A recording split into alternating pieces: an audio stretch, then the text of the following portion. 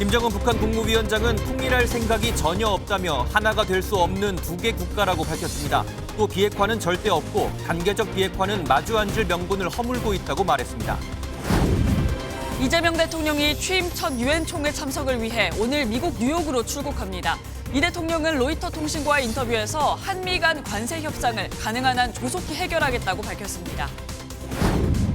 고소득자를 제외한 국민 90%에 1인당 10만 원씩 지급하는 2차 소비 쿠폰 신청이 오늘부터 시작됩니다. 첫날인 오늘은 출생연도 끝자리가 1과 6인 국민이 신청할 수 있습니다. 윤석열 전 대통령 구속 취소 당시 즉시 항고하지 않고 석방을 지휘한 심우정 전 검찰총장이 17시간 넘는 특검 조사를 받았습니다. 통일교 청탁 의혹의 정점인 한학자 총재는 오늘 구속영장 실질심사를 받습니다. 시청자 여러분 안녕하십니까? 오늘부터 민생회복 소비 쿠폰 2차 신청이 시작됩니다. 소득 상위 10%를 제외한 국민 90%에게 1인당 10만 원을 추가 지급하는데요. 첫 주인 이번 주는 요일제가 적용돼서 오늘은 출생연도 끝자리가 1과 6인 국민이 신청할 수 있습니다. 오늘 굿모닝 MBN 첫 소식은 김태영 기자가 준비했습니다. 2차 소비 쿠폰은 전 국민을 대상으로 했던 1차와 달리 국민 90%에게 1인당 10만 원씩 지급됩니다. 지난 6월 건강보험료를 기준으로 상위 10%가 걸러집니다. 외벌이 3인 가구는 연소득 1억 4,200만 원 이하, 4인 가구는 1억 7,300만 원 이하여야 합니다. 재산세 과세표준 합계액이 12억 원을 넘거나 금융소득이 2천만 원을 넘어도 제외됩니다. 지급 대상인지는 카드사, 건강보험공단 홈페이지나 주민센터 등에서 확인할 수 있습니다. 오늘 오전 9시부터 다음 달 31일까지 신청할 수 있는데 이번 주 첫 주는 1차 지급 때와 같이 출생 연도에 따라 요일제가 적용됩니다. 오늘은 출생연도 끝자리 1과 6인 경우, 내일은 2와 7인 사람이 신청하는 방식입니다. 11월 30일까지 모두 써야 하고 안 쓰면 잔액이 모두 소멸됩니다. 이번에도 신용 체크카드, 선불카드, 지역사랑 상품권 중 원하는 방식을 선택할 수 있습니다. 사용처는 연 매출액 30억 원 이하 업체로 제한되지만 일부 읍면 지역의 하나로마트나 지역 생협 매장은 매출액과 무관하게 사용 가능합니다. 정부는 2차 소비 쿠폰과 관련한 스미싱 시도가 기승을 부릴 것으로 예상된다며 문자에 포함된 인터넷 주소는 절대로 누르지 말라고 당부했습니다. MBN 뉴스 김태형입니다. 유통업계는 오늘부터 풀리는 2차 소비 쿠폰 소식에 잔뜩 기대하는 분위기입니다. 지난 1차보다는 규모가 작지만 그래도 5조 원에 이르는 만큼 유통가에서도 편의점을 중심으로 손님맞이 채비에 나섰습니다. 보도에 신용수 기자입니다. 시민들은 소비 쿠폰을 어디에 써야 할지 즐거운 고민을 하고 있습니다. 친구들이랑 밥 먹는데 쓰지 않을까 싶어요. 어느 정도 여윳돈이 생기니까. 점주들도 2달 만에 다시 찾아온 소비 쿠폰 대목을 기대하고 있습니다. 라면, 우유, 또 간식 종류 여러 가지 그런 종류가 많이 나갔는데 이번에도 또 약간의 그런 기대감은 있는 거지요. 유통업계에서도 편의점을 중심으로 손님 맞을 채비에 한창입니다. GS25, CU, 세븐일레븐, 이마트24 등 거의 모든 편의점 브랜드가 생필품 라면 등 소비 쿠폰 특화 이벤트를 선보입니다. 소비 쿠폰은 대형마트에서 쓸 수 없기 때문에 편의점은 음식점과 더불어 대표적인 소비 쿠폰 수혜 업종으로 꼽힙니다. 실제로 그동안 하락하던 매출이 지난 7월 소비 쿠폰 시행 직후 반등하기도 했습니다. 이번 2차 소비 쿠폰의 총 규모는 약 5조 원으로 예상됩니다. 9조 원가량이었던 지난 1차보다는 다소 줄어든 수준입니다. 전문가들은 그래도 소비 심리 진작과 유통업계 활성화에는 상당한 효과를 낼 것으로 예상하고 있습니다. 기본적으로 소상공인들의 효과들이 있었다라고 보고되고 있는 것 같아서 말 그대로 마중물 역할을 조금 한 건 있지 않았나 싶긴 해요. 또 지난 7월에도 대형마트가 대규모 할인 행사로 소비 쿠폰에 대응한 만큼 추석 대목 전 물가 상승 억제에도 도움이 될 것이라는 전망이 나옵니다. MBN 뉴스 신용수입니다. 문제는 또 있습니다. 이번 해킹 피해자들 대부분이 자동응답 전화 ARS를 통해 결제한 고객들이라고 하는데요. 피해자들은 다른 인증 방식으로도 결제가 이루어졌다고 주장하고 있어서 KT가 이번 사태를 ARS로 한정해서 소극적으로 대응하고 있는 것 아니냐는 비판도 나옵니다. 이어서 서정표 기자의 보도입니다. KT는 해킹 피해자 대부분이 자동응답 전화, ARS로 결제한 고객이라고 밝혔습니다.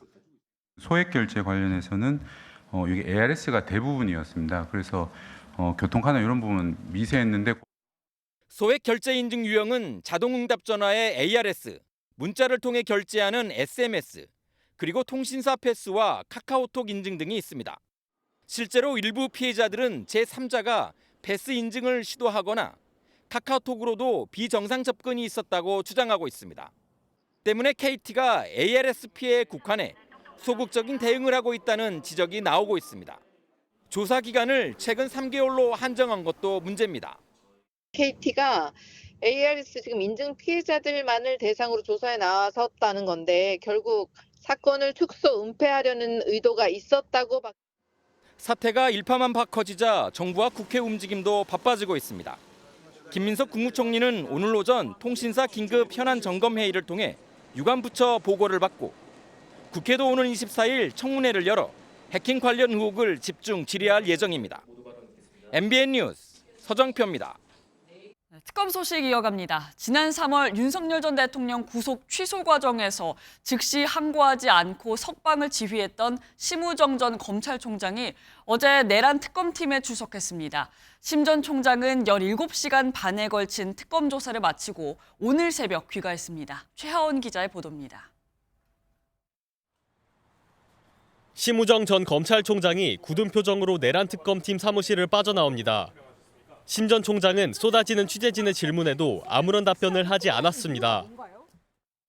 오늘 피고발인 신문으로 소환 조사 받으셨는데 오늘 어떤 부분 해명하셨습니까? 윤 전 대통령 석방 반대 의견 있었는데도 즉시 항고 포기하신 이유가 뭔가요?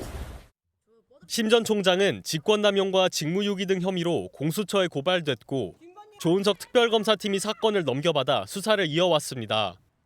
특검팀은 지난 3월 윤석열 전 대통령의 구속 취소가 법원에서 결정된 직후 심 전 총장이 즉시 항고하지 않은 이유를 집중적으로 캐물은 것으로 파악됐습니다. 당시 윤 전 대통령 사건을 맡았던 검찰 수사팀에서 즉시 항고가 필요하다는 의견이 나왔는데도 심 전 총장은 위헌 소지 등을 이유로 윤 전 대통령 석방을 지휘했습니다. 위헌이라는 명확한 판단이 있었고 그러한 위헌 판결의 취지를 따라서 즉시 항고하지 않은 것입니다. 특검팀은 또 12.3 비상계엄 당시 법무부가 합동수사본부에 검사를 파견하려고 했다는 의혹도 확인한 것으로 알려졌습니다. 심 전 총장은 계엄 선포 이후 박성재 당시 법무부 장관과 3차례 통화했고 이때 검사 파견을 지시받았다는 의혹이 불거졌습니다. 앞서 특검팀은 내란 주요 임무 종사 혐의로 박 전 장관의 자택 등을 압수수색한 바 있습니다. MBN 뉴스 최하원입니다. 통일교 현안 청탁 의혹의 정점으로 지목되는 한학자 통일교 총재가 구속 갈림길에 섰습니다. 한 총재는 권성동 국민의힘 의원에게 불법 정치자금 1억 원을 전달하는 등 모두 4가지 혐의를 받고 있는데요. 오늘 오후 법원에서 구속신문이 진행됩니다. 박규원 기자의 보도입니다. 오늘 오후 1시 반 서울중앙지법에서 통일교 한학자 총재에 대한 영장실질심사가 열립니다. 통일교 청탁 의혹을 수사하는 김건희 특검팀은 지난 17일 한 총재를 한 차례 소환 조사한 뒤 곧바로 구속영장을 청구했습니다. 특검팀이 한 총재의 영장 청구서에 적시한 혐의는 모두 4가지입니다.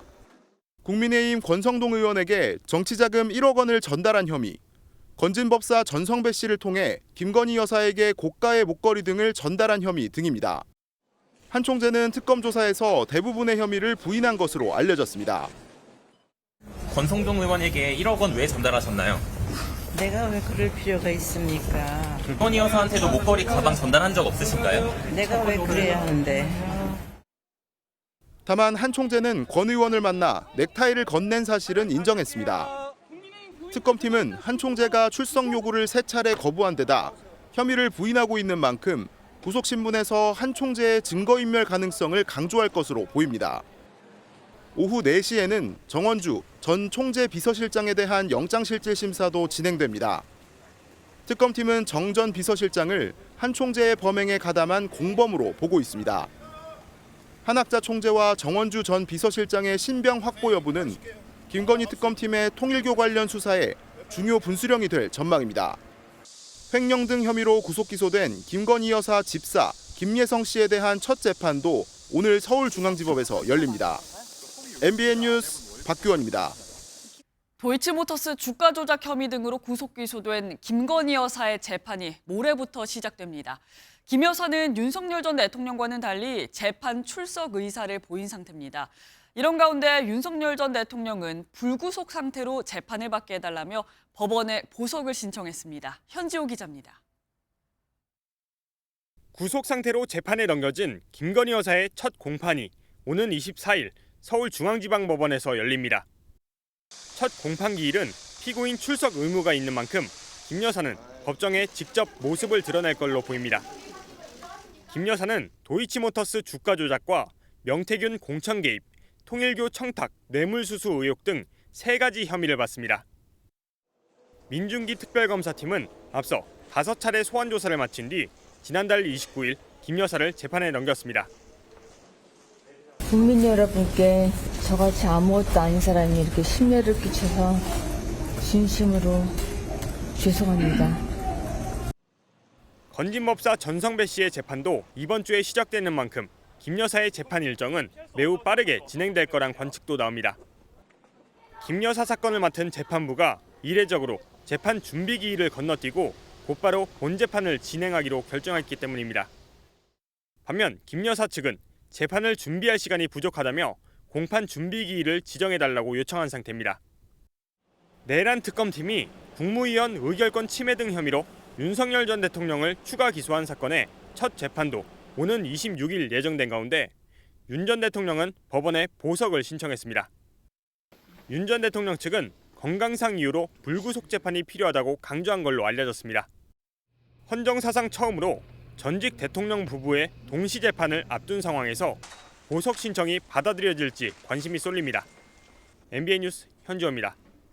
정치권에선 국민의힘이 6년 만에 대규모 장외투쟁에 나섰습니다. 그것도 보수의 심장 대구에서입니다. 당 추산 7만여 명의 지도부와 당원들은 이재명 대통령의 재판 재개를 주장하는 동시에 민주당이 강행하는 법안에 대한 무한 필리버스터를 예고했습니다. 김지영 기자가 현장에 다녀왔습니다.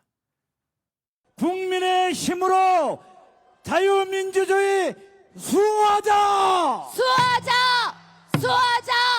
수호하자! 보수의 심장 대구에 당 지도부를 비롯한 의원들과 당원 7만여 명이 집결했습니다. 광장에 모인 당원들은 헌법 파괴, 정치 보복 팻말을 들고 일제히 규탄 구호를 외쳤습니다. 이재명 당선 무효! 국민의힘은 정부 여당의 사법부 압박과 야당 탄압을 규탄하기 위해 6년 만에 장외투쟁에 나섰습니다. 국민의힘은 이재명 정부의 독재를 국민의 힘으로 막자고 목소리를 높였습니다. 우리 대한민국에서 또다시 독재가 나타나서는 안 됩니다. 이것은 어떤 일이 있더라도 막아야 하지 않겠습니까? 이 대통령의 재판 재개도 주장했습니다. 올해는 반드시 지금 멈춰 서 있는 이재명의 5개 재판이 속히 다시 시작되게 만들어야 합니다, 여러분. 그래서 이재명을 끝내야 합니다, 여러분. 국민의힘은 오는 25일 대전에서 최고위를 열고 여론전을 이어나간 뒤 27일에는 서울에서 대규모 집회를 개최하는 방안을 검토 중입니다. MBN 뉴스 김지영입니다. 국민의힘의 장외투쟁에 대해 더불어민주당 지도부는 명분이 없는 그야말로 투정에 불과하다고 폄하했습니다.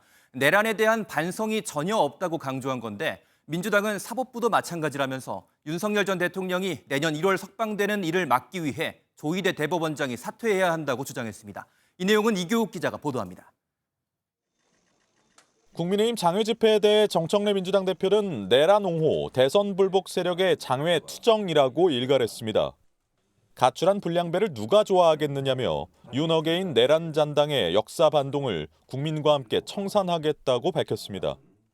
취임 100일을 맞아 기자간담회를 연 김병기 원내대표도 내란에 대한 반성이 선행되지 않은 장외투쟁은 명분이 없다고 직격했습니다. 장외투쟁과 대통령 탄핵을 운운하는 건 명백한 대선 불복임을 다시 한번 강조합니다. 아울러 김 원내대표는 조희대 대법원장에 대한 사퇴 촉구와 내란 전담 재판부 설치 등 사법부 압박은 공격이 아닌 최소한의 방어라고 강조했습니다. 지난 3월 구속기간 만료로 윤석열 전 대통령을 석방한 지규현 판사가 재판을 고의로 늦춰 윤 전 대통령을 또 풀어줄 가능성을 경계해야 한다는 겁니다. 지난 7월 19일 내란 혐의로 재구속된 윤 전 대통령에 대한 1심 판결이 1월 중순까지 나오지 않으면 윤 전 대통령은 석방됩니다. 의혹이 제기됐고 배경이 윤석열이 이대로 가면 1월 달에 풀려난다는 게 베이스에 깔려있는 국민적 불안을 갖다가 대변해 주신 거거든요. 지규현 판사는 12월 내로 심리를 마치겠다는 입장을 밝혔지만 민주당은 조 대법원장이 직접 나서 신속 재판을 천명하라고 요구했습니다. MBN 뉴스 이교욱입니다.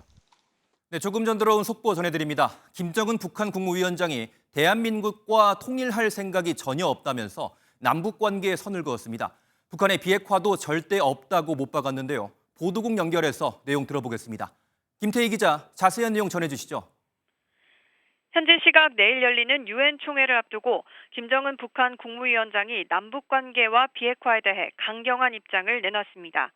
조선중앙통신은 지난 주말 이틀간 열린 최고인민회의 제14기 제13차 회의에서 김 위원장이 연설한 내용을 조금 전 보도했는데요. 김 위원장은 먼저 적대적 두 국가론을 부각하며 남한과 어떤 협상도 하지 않겠다고 했고 통일할 생각이 전혀 없다고 강조했습니다. 이어 대한민국은 모든 분야가 미국화된 반신불수의 기형체, 식민지 속국이며 철저히 이질화된 타국이라고 주장했습니다.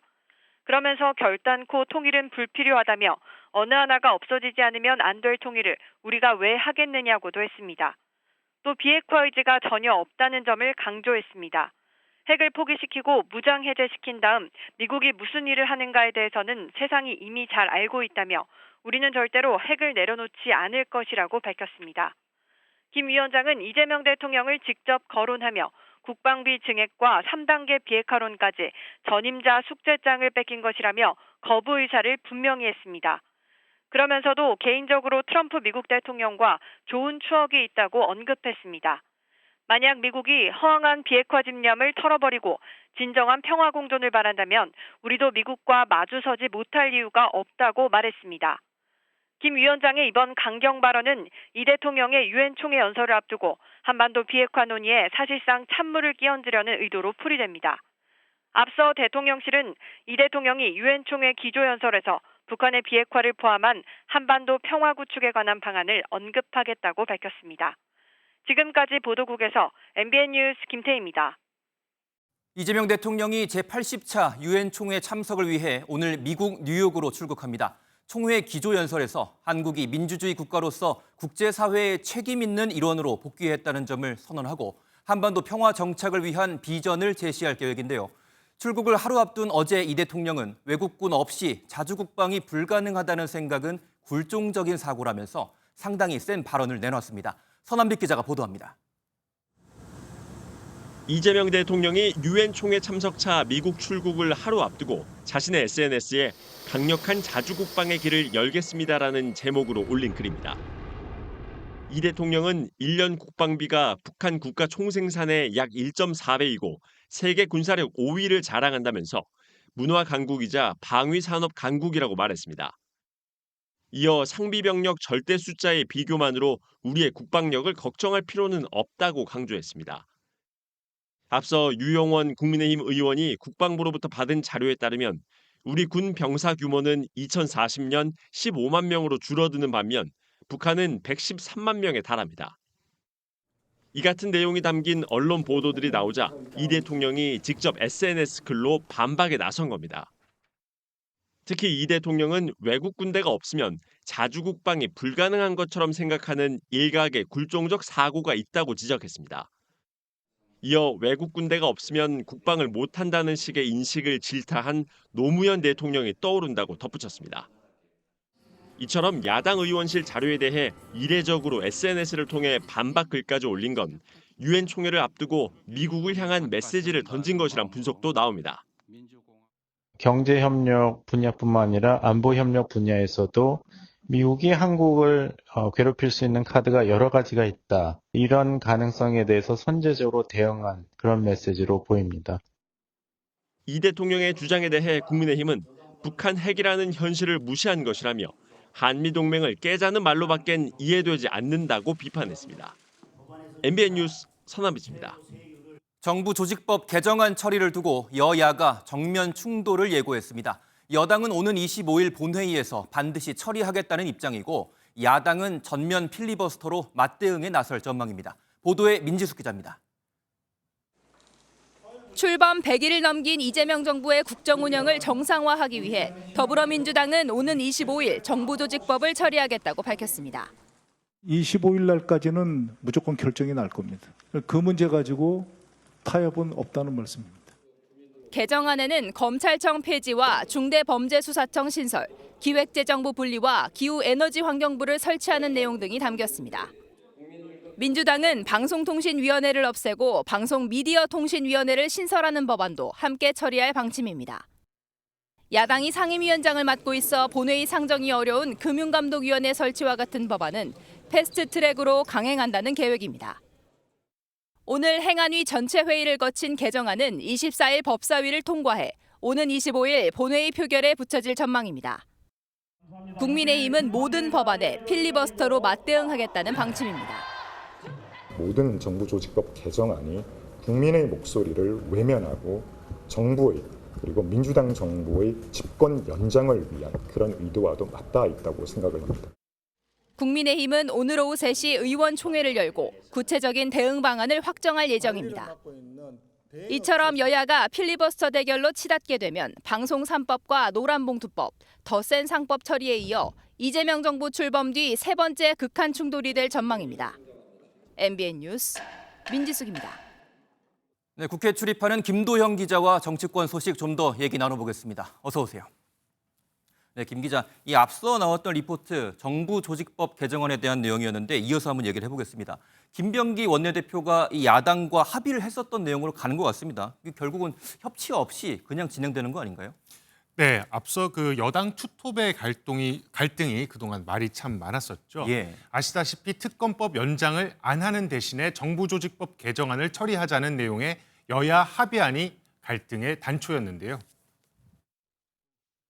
어제 협상안은 제가 수용할 수 없었고 또 지도부의 뜻과도 다르기 때문에 어제 바로 재협상을 지시했습니다.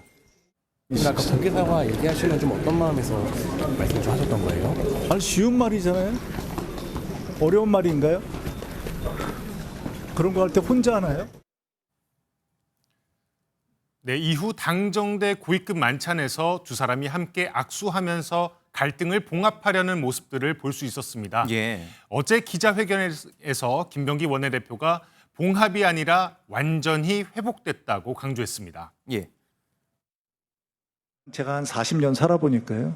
부부싸움이 친할 때는 자주 싸웁니다. 일부 언론에서 봉합 뭐 이런 얘기를 하는데 전혀 그렇지 않습니다. 관계는 완전히 회복이 되었고요. 네, 서로 알겠거니 하지 않고 생각을 반드시 확인하기로 했다면서 이전보다 대화가 더 많아졌다 이렇게 설명했습니다.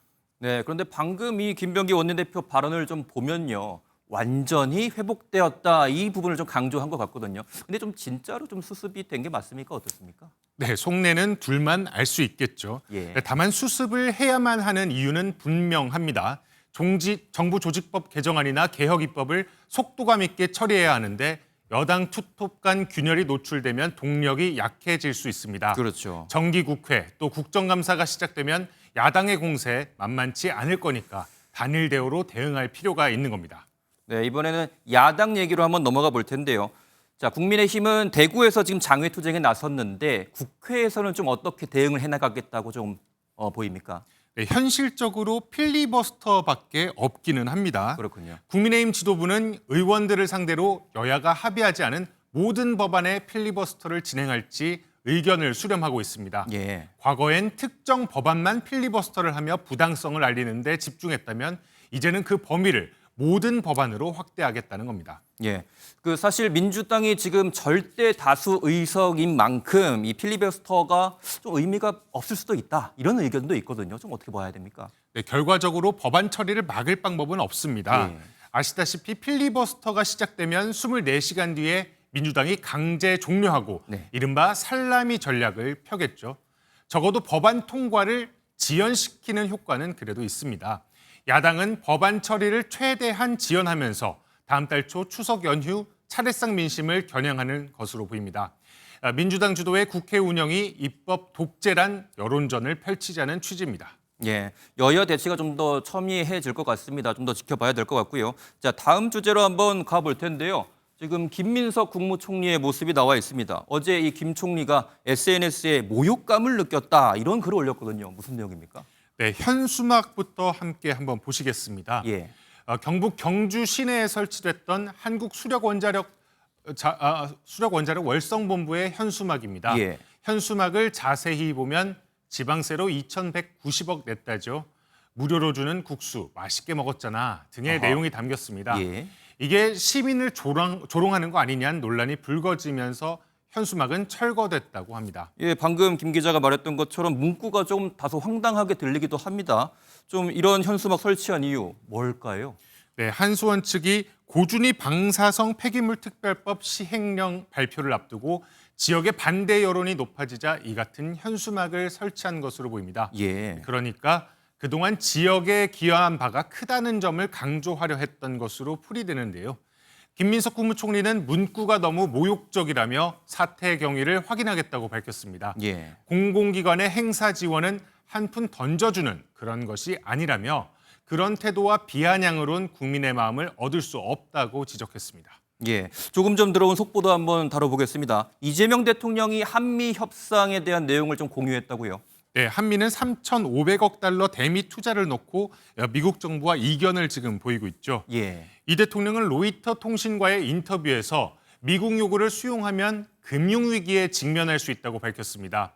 통화 수합 없이 현금으로 투자한다면 한국은 1997년 외환위기와 같은 상황에 직면할 수 있다는 건데요. 예. 그러면서 한미 간 협상은 그간의 동맹을 고려하면 최소한의 합리성은 지켜질 것이라고 답했다고 로이터 통신이 밝혔습니다. 최근 미 조지아주 한국인 근로자 구금 사태에 대해선 이민국 단속은 트럼프 대통령의 직접 지시라고 보기 어렵다면서 미국 측이 사과했다고 밝혔습니다. 예. 대북 관계에 대해서도 입장이 나왔는데요. 이 대통령은 이번 에이펙 기간에 트럼프 대통령에게 북한 김정은 위원장과 만나보라고 권유했다고 합니다. 그렇지만 이 대통령은 당분간 북미 간 실질적 대화는 없다고 판단하고 당분간 남북 대화 재개 역시 가능성이 낮다고 본다고 설명했습니다. 예, 잘 들었습니다. 지금까지 정치부 김도형 기자와 함께했습니다. 미국이 전문직 비자 수수료를 100배나 올린 데 이어서 전자여행 허가 제도인 이스타 수수료도 2배 올리기로 했습니다. 매년 우리나라 국민 170만 명이 미국을 방문하는 만큼 단순 계산으로도 매년 500억 원 안팎의 추가 부담이 예상됩니다. 한유혜 기자가 보도합니다.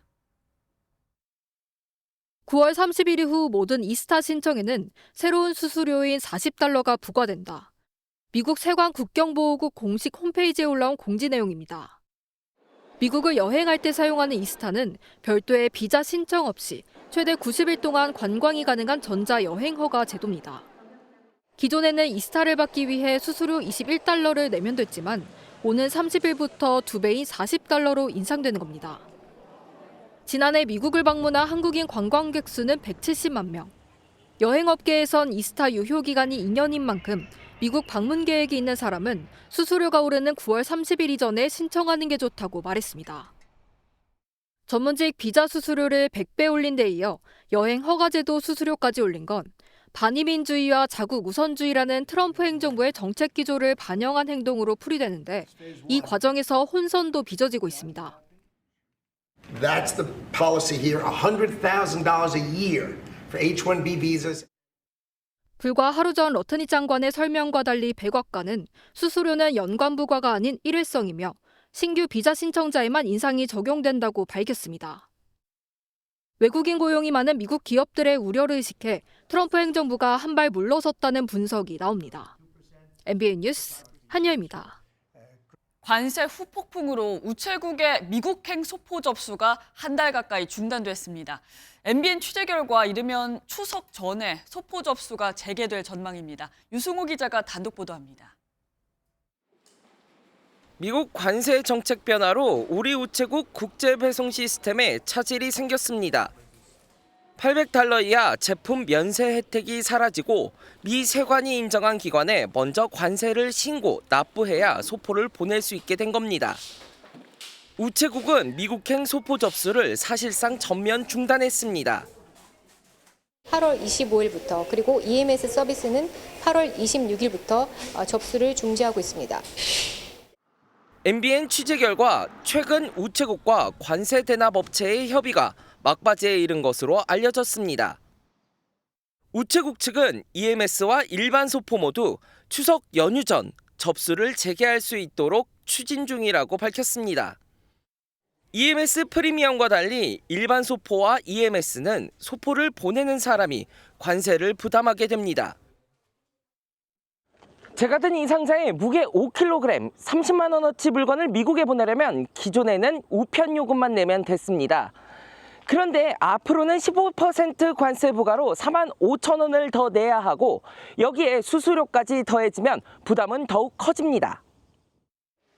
평소 국제 배송을 이용하던 시민들은 우선 급한 불은 껐지만 관세 부담에 여전히 걱정입니다. 한국 내에서 다른 옵션들을 좀 찾으셔야 해서 불편했던 것 같습니다. 후액이지만 좀 우려를 하고 있는 것 같더라고요. 우체국은 EMS 프리미엄 서비스 만원 할인 혜택을 유지하고 기존 EMS 프리미엄보다 저렴한 상품도 조만간 선보일 계획입니다. MBN 뉴스 유승호입니다. 정부가 동해에 가스가 매장돼 있을 가능성이 크다며 가장 유력한 장소로 꼽은 대왕고래 구역을 시추했지만 결국 전혀 경제성이 없는 것으로 최종 확인돼 탐사가 실패로 끝났습니다. 대왕고래 외에도 나머지 오징어와 명태 등 다른 장소는 해외 기업과 손잡고 탐사를 이어갈 것으로 보입니다. 보도에 이혁근 기자입니다. 동해에 가스 매장 가능성이 있는 장소는 총 7곳입니다. 정부는 1,000억 원을 들여 이 가운데 가장 유력한 이른바 대왕고래 해역을 파봤습니다. 포항에서 40km에서부터 100km 사이에 있는 지역에 저희가 7개 유망 사이트를 저희가 지정을 했고요. 1차 시추 자체는 그 7개 사이트 중에 성공률과 자원량을 감안해서. 하지만 시추 결과 대왕고래는 경제적 가치가 전혀 없었습니다. 가스 포화도가 70%에 달할 것으로 예상했지만 실제 파본이 6.3%에 불과해 더 파볼 필요도 없었습니다. 암석 안에 한 20-30% 정도는 있어야만 우리가 개발을 시도할 수 있다라고 보는데 그거보다 밑에 있는 것들은 아예 없는 거나 마찬가지로. 정부는 나머지 6곳에 대해선 외국계 기업의 투자를 받아 탐사를 계속하겠다는 구상입니다. 석유공사는 2차 탐사 시추 입찰 결과 복수의 해외 업체가 참여 의사를 밝혔다고 전했습니다. 외국계 기업은 최대 49%까지 지분을 투자할 수 있는데 엑손모빌 등 대형 자원기업이 참여했을 거란 관측이 나오고 있습니다. 2차 시추는 오징어나 명태로 이름 붙여진 장소를 파볼 것으로 예상됩니다. MBN 뉴스 이혁근입니다.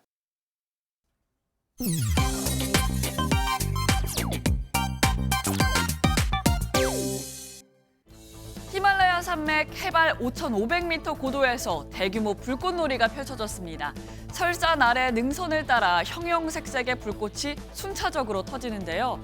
마치 승천하는 용처럼 보이죠. 한 고급 아웃도어 브랜드가 중국의 폭죽 예술가와 손을 잡고 대형 불꽃 예술 프로젝트에 나섰습니다. 그런데 영상이 공개된 후 현지 누리꾼들의 반응은 싸늘했는데요. 지구 혼자 쓰냐? 왜 하필 산에서 저런 걸 하냐? 홍보용 프로젝트라면 오히려 역효과다. 이런 행사를 허가한 지방정부가 의문이다라는 등 환경 파괴라는 지적이 이어진 겁니다. 결국 해당 브랜드와 예술가 모두 공식 사과에 나섰는데요. 현재는 영상도 모두 삭제한 상태라고 하네요.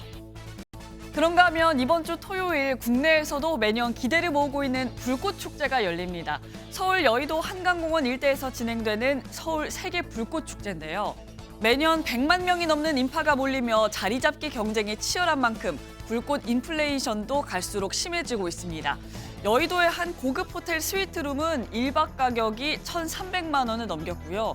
숙박업체뿐만이 아니라 일반 시민들도 우리 집 베란다 자리값으로 55만 원을 부르기도 합니다. 아예 명당 자리를 대신 맡아주겠다는 대행까지 등장했는데 가격대는 10만 원부터 수십만 원까지 부르는 게 값이라고요. 경쟁이 과열되자 누리꾼들 사이에선 돈 없으면 불꽃도 보기 어려운 거냐, 누구나 무료로 즐길 수 있는 행사였는데 지나치게 과열됐다 등 지적도 이어지고 있습니다. OTT 드라마 북극성에 출연 중인 배우 전지현 씨가 때 아닌 순환을 겪고 있습니다. 유엔 대사 출신 대통령 후보 역할을 맡은 전지현 씨가 극 중에서 중국은 왜 전쟁을 선호할까라고 말하는 장면이 중국 온라인상에서 논란이 된 건데요. 현지 누리꾼들은 중국의 부정적인 이미지를 심고 있다, 불매 운동을 해야 한다 등 비판이 쏟아졌고 전지현 씨가 모델로 하는 브랜드들은 광고를 내리기까지 했습니다. 극의 맥락을 보고 배우 개인을 탓하지 말자는 의견도 일부 있었지만 크게 주목받지는 못했는데요. 게다가 해당 드라마는 현재 중국에서 정식 서비스되고 있지도 않고 우회 채널로 드라마를 보는 일명 도둑 시청인 상황이라 이런 비판이 더 아이러니하다는 반응도 나옵니다. 지금까지 인터넷 와글와글이었습니다.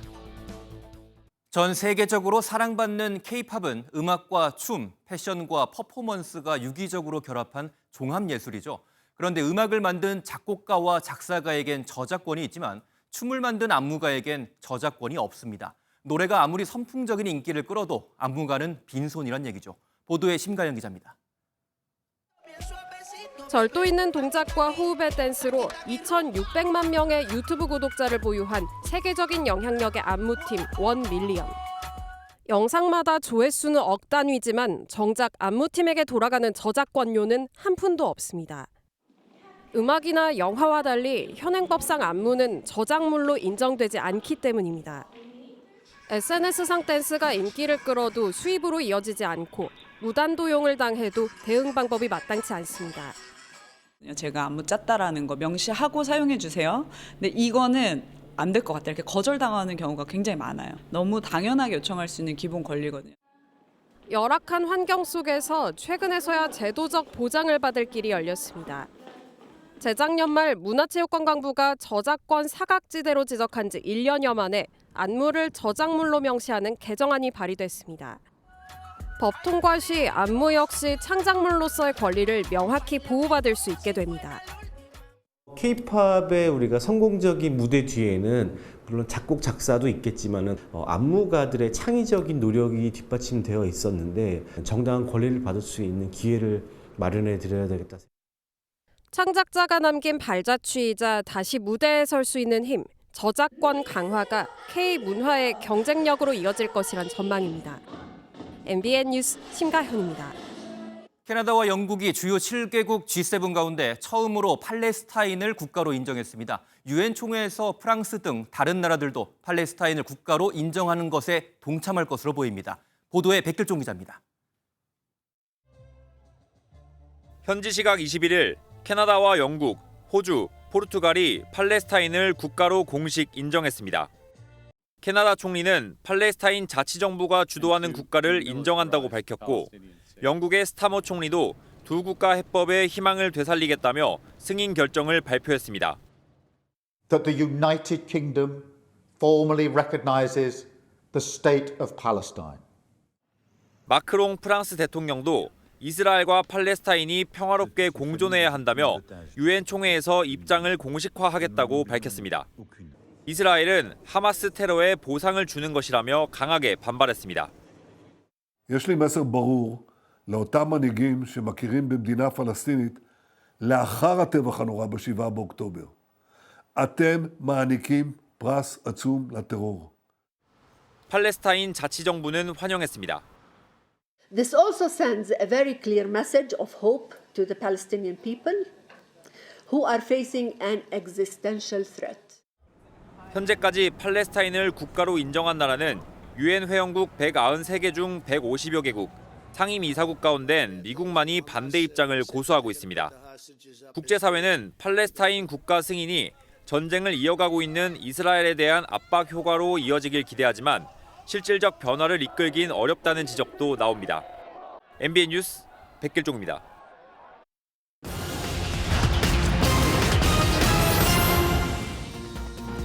지난달 국내에서 팔린 신차 5대 중 1대가 전기차인 것으로 나타났습니다. 올해 8월 국내에서 등록된 신차 12만 6천여 대 가운데 전기차는 2만 3,269대로 18%를 차지하면서 역대 최고치를 기록했습니다. 올해 해수욕장 이용객이 코로나19 유행 시기 이후 가장 많은 것으로 집계됐습니다. 올해 해수욕장을 찾은 사람은 4,412만 명으로 지난해보다 300만 명 늘었습니다. 코로나19 시기인 2020년과 비교해선 62% 많은 수준입니다. 추석을 앞두고 택배 거래 피해 예방 주의보가 발령됐습니다. 소비자원은 추석 전후로 택배 물량이 10% 넘게 늘어 소비자 피해도 증가할 것으로 내다봤습니다. 소비자원에 접수된 택배 관련 피해 구제 신청은 매년 300건이 넘습니다. 지금까지 오늘의 굿모닝 경제였습니다.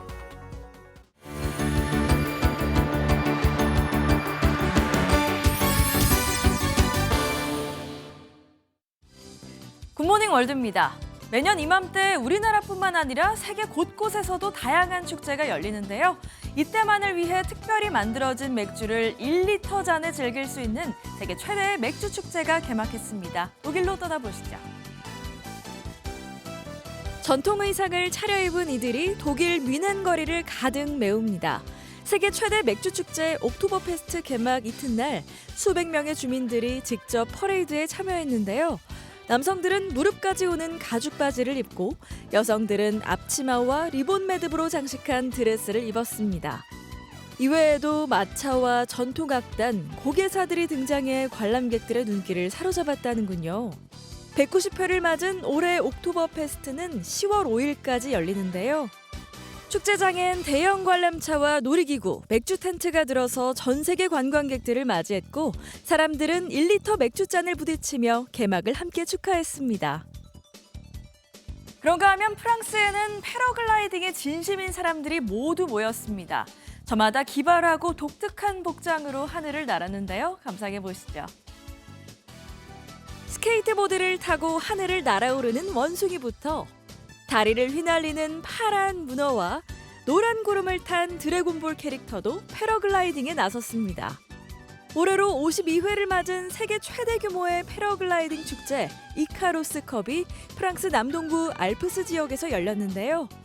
패러글라이딩 퍼레이드뿐 아니라 각양각색 화려한 분장과 공중 시범까지 볼거리들이 가득합니다. 엿새간 이어지는 이 축제는 매년 알프스의 하늘을 가장 다채롭게 수놓는 전통이라고 하네요. 하늘에서 패러글라이딩 축제가 열리는 동안 파리의 거리에선 웨이터들의 자존심 대결이 펼쳐졌습니다. 이른바 흔들림 없이 쟁반 나르기 대회인데요. 직업정신 투철한 참가자들의 모습이 참 멋지네요. 프랑스 파리의 거리가 이색 경주로 뜨겁게 달아올랐습니다. 커피잔과 물 한 잔, 크로아상을 올린 쟁반을 든 채 도착 지점까지 무사히 먼저 도착하는 사람이 우승하는 건데요. 이 대회는 100년 만에 열린 파리올림픽을 앞두고 지난해 13년 만에 부활했습니다. 파리의 카페 웨이터는 그 자체로 도시의 상징이라죠.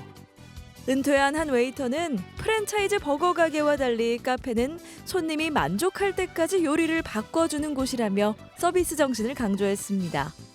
지금까지 굿모닝 월드였습니다. 배달 라이더가 늘면서 산재 사고도 급증하자 한 배달앱 업체가 라이더를 위한 안전학교를 열었습니다. 빗길에서 또 횡단보도에서 어떻게 운전해야 할지 하나하나 알려주는데요. 정설민 기자가 현장에 다녀왔습니다. 모래에 젖은 도로. 오토바이가 안전하게 제동을 걸어 멈춥니다. 길게 늘어선 장애물 사이사이를 조심조심 지나갑니다.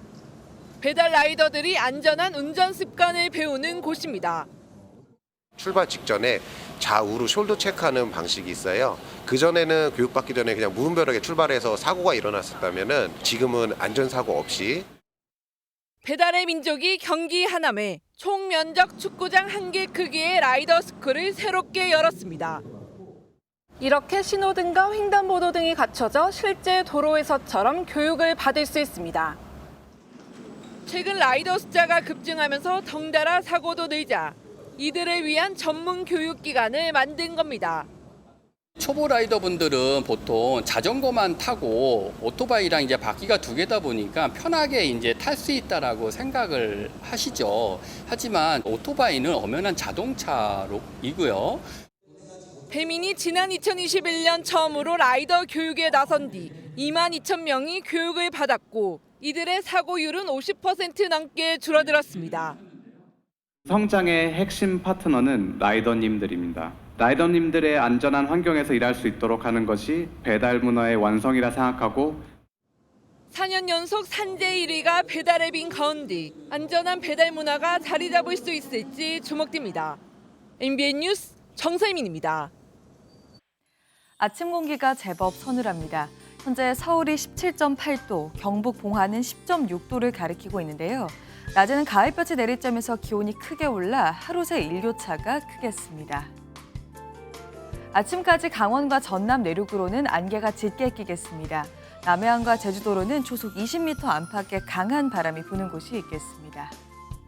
오늘 전국 하늘 대체로 맑게 드러나겠습니다. 오전까지 제주도에는 5mm 정도의 비가 더 내리겠습니다. 이 시각 현재 기온을 보시면 서울은 17.8도, 대전이 18.6도를 가리키고 있습니다.